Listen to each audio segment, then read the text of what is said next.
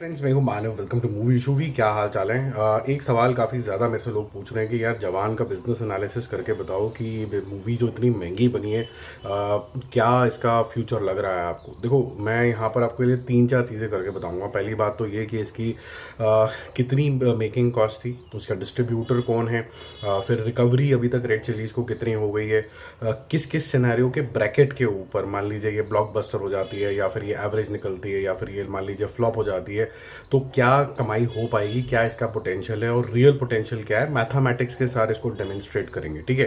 तो इसकी जो मेकिंग कॉस्ट है वो 200 करोड़ है। हालांकि और कोई बनाता है इसको तो शायद महंगी बनती, क्योंकि रेड चिलीज का खुद का वीएफएक्स का है, तो वो एट कॉस्ट ही यहाँ पर आया है, ठीक है। तो इस वजह से ये 200 करोड़ में हुआ है। 200 से सवा 200 करोड़ रुपए तक की कॉस्ट जा सकती है, but let's say for this demonstration मैं आपको 200 करोड़ रुपए बता रहा हूँ।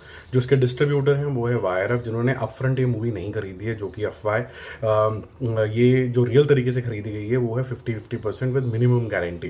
तो वाईआरएफ कुछ एक मिनिमम गारंटी के साथ शाहरुख खान के साथ कुछ एक डील करी है उन्होंने, बट उसको भी एक मिनट के लिए पैक कर लो। पहले हम देखते हैं कि रेड चिलीज के लिए क्या क्या रिकवरी हो चुकी है। तो ओटीटी से नेटफ्लिक्स के ऊपर 100 करोड़ रुपए की डील हुई थी, काफ़ी पहले ही हो गई थी।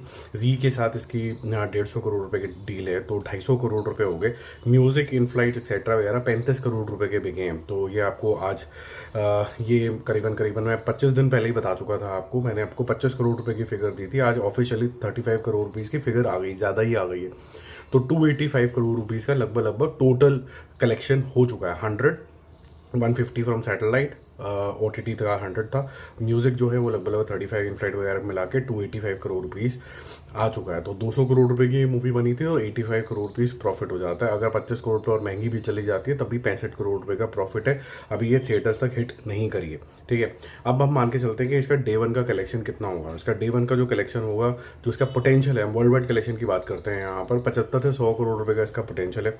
मान लीजिए मूवी बहुत बढ़िया निकलती है तो 300 करोड़ होंगे पहले दिन। अगर 100 करोड़ है, तो हमने पठान के टाइम में भी देखा था 100 करोड़ रुपए के आंकड़े के पास पहुंच गई। तो 300 करोड़ रुपए का पोटेंशियल है इसके अंदर। पोटेंशियल का मतलब ये नहीं कि ये हो गया। बेकार वीकेंड होता है तो 100 जाएगा, फिर अचानक से 30-30 करोड़ रुपए का जाएगा, और फिर एकदम ठुक करके नीचे गिर जाएगा तो 160 करोड़ होगा।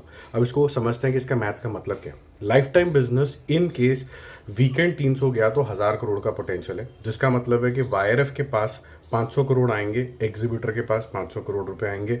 वाईआरएफ ने बोला कि जो हमारी गारंटी है वो है 250 करोड़ रुपए की, जो हम 250 करोड़ रुपए आपको दे देंगे रेड चिलीज, और 250 हम रख लेंगे। तो बहुत अच्छी बात है, 250 करोड़ रुपए इनके पास आ गए, 250 करोड़ रुपए उनके पास आ गए, प्लस 85 करोड़ रुपीज़ का पहले से ही प्रॉफिट था, तो सब लोग हैप्पी हो गए।